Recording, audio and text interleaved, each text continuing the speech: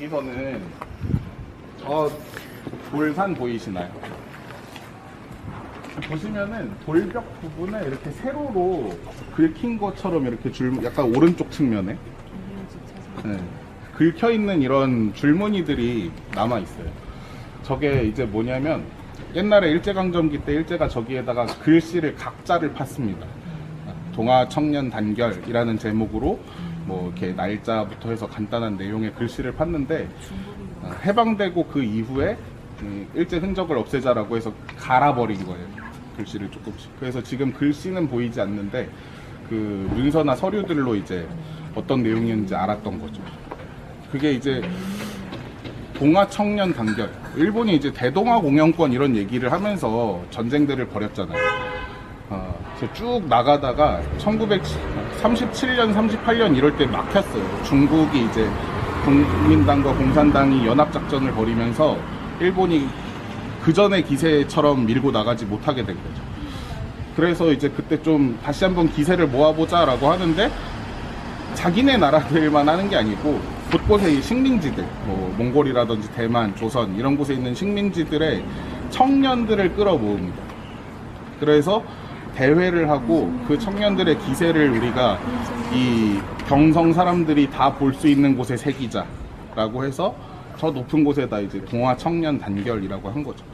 어떻게 보면 일제가 너무 급격하게 영토를 확장하면서 전선이 넓어졌기 때문에 필연적으로 그 전쟁이 힘들어지는 측면이 있었던 때인데 그럴 때 이제 그 상황을 인식하고 하는 게 아니라 오히려 식민지 사람들을 동원해서 더 전쟁을 벌이려고 했던 그런 시기였습니다. 그래서 사실은 그 식민지 국가들이 청년들은 그렇게 희생이 되기도 하고 또 뒤에 있던 사람들은 아까 말씀드렸던 강제동원이나 이런 걸로 차출이 돼서 전쟁물자 만드는데 이제 동원이 되고 뭐 이런 식으로 됐던 시기인 거죠. 보다 보면은 저렇게 높은 곳에 있는 그 일제의 글씨를 보던 당시 사람들 마음이 좀 어땠을까 이런 생각도 들고 하는 것 같습니다. 그래서 저걸 보면서 또 지금에 있는 얘기들을 좀 해보자면 아시는지 모르겠어요. 혹시 그 일본의 평화헌법이라는 존재가 있습니다. 일제강점기 그리고 이제 전쟁을 벌였던 전범국이기 때문에 각국의 압력에 의해서 평화헌법이라는 걸 만들게 됐고 그 평화헌법은 일본이 이제 스스로 군대를 갖지 못하게 하고 교전권을 갖지 못하게 하고 무력 행사를 하지 못하게 하고 이런 내용들로 구성이 돼 있어요. 근데 지금은 일본이 다시금 무장을 하고 싶은 거죠. 그래서 그 평화헌법을 조금씩 무력화를 시키고 있습니다. 최근에 시도하는 거는 군대를 갖지 못하게 돼 있다. 그래서 일본은 군대가 아니라 자위대거든요. 이게 근데 사실상 군대잖아요. 그래서 그냥 명목도 바꾸려고 하는 거죠. 평화헌법상의 문구를 자위대는 괜찮다는 식으로 박으려고 개헌을 이제 지난 정권부터 추진을 계속해서 하고 있습니다. 그 다음에 최근에는 통합작전사령부라는 거를 새로 만들었어요. 조직 개편을 해서 뭐 그냥 군대처럼 운영을 하는 건데 거기에 이제 지금 권한을 준 게 장사정포를 직접 자기네들이 쏠 수 있게끔 하는 권한을 준 게 하나 있고 또 한 가지는 그 통합작전사령부에 적기지 공격 능력이란 걸 줬습니다. 이게 지금 명칭이 바뀌어서 적기지 반격 능력으로 바뀌었는데 처음에 있었던 내용은 저 나라가 우리나라를 공격할 것 같아 라고 싶으면은 내가 먼저 공격할 수 있다. 이게 핵심이거든요.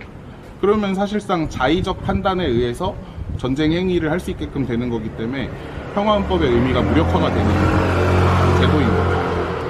그거를 담은 통합작전사령부를 이미 이제 창설을 한 거고요. 이제 운영을 시작했습니다. 그리고 또 한 가지는 이제 실제로 군사 작전 범위를 넓혀가고 있는 거죠. 몇 년 전까지만 해도 10년까지도 안 가는 것 같아요. 몇 년 전만 해도 일본이 한국이랑 연합군사훈련을 한다 이러면 이게 난리가 났거든요. 어떻게 그런 일이 있냐. 그래서 막 일본 뭐 행사, 군대, 자위대 행사에 한국 사람이 초청됐는데 그 배에 가보니까 우길승천기가 있더라. 어떻게 그런 행사에 갈 수 있냐. 이런 얘기들이 있었는데 지금은 그냥 훈련을 같이 하고 있습니다. 한미일 훈련 이렇게. 그래서 우길기가 달려있는 자위대 군함이랑 같이 바다에서 이렇게 전투기가 같이 날아다니기도 하고, 그러면서 뭐 우리는 이제 그런 민족적 자존심이 깎이는 것도 있지만 일본의 입장에서는 호재인 거죠. 우리 안 그래도 다시금 무장을 하고 싶었는데 다른 나라들이랑 연합훈련을 한다는 명목 하에 다른 곳에서도 이제 군사적 움직임을 할 수 있게 된, 그래서 이제 한국뿐만이 아니고 뭐 필리핀, 대만, 호주에서 아시아 태평양 쪽으로 엄청 넓혀가고 있어요. 얼마 전에 그래서 이게 활용점정인 게 일본 방위대신, 국방부 장관이죠. 방위대신이 미국에 가서 제안을 하나 했습니다. 남중국해, 동중국해, 한반도를 하나의 전쟁구역으로 묶자, 이렇게 얘기를 했고, 미국에서는 일단 환영. 아무래도 이제 중국을 지금 견제하고 있기 때문에 일본이 나서서 그렇게 해주면 땡큐인 거죠. 일본도 지금 한반도, 한국이랑은 같이 군사훈련을 하지만 이렇게 전쟁구역으로 묶으면 저 남중국해까지 가서 군사훈련을 할 수가 있게 되니까 일본은 이제 자기의 목적에 들어맞는 거죠. 근데 그렇게 되면은 우리나라 같은 경우는 어떻게 되냐는 거죠. 우리나라는 이제 거기서 뭘 얻으면 얻는 것도 없어 보이는데 약간 이제 총알바지처럼 되는 상황 아닌가, 이런 우려들이 좀 있습니다. 그래서 뭐 여러 우려가 되는 일본의 그런 움직임들, 뭐 평화헌법 개정이나 뭐 이런 훈련이라든지 이런 부분들에 있어서 저도 좀 관심을 갖고 보고 있는데, 이 준비하다 보니까 이게 비슷한 생각이 들더라고요. 저 동아 청년 단결을 박아 넣던 그 시기에 이제 끌려가던 그 우리 청년들 희생을 당했었는데, 지금도 어떻게 보면은 뭐 한반도를 명분 삼아서 그렇게 자기네들의 재무장 날개를 다시 펼치려고 하는 거 아닌가, 이런 생각들이 좀 유사하지 않나라는 생각이 좀 들기도 했습니다.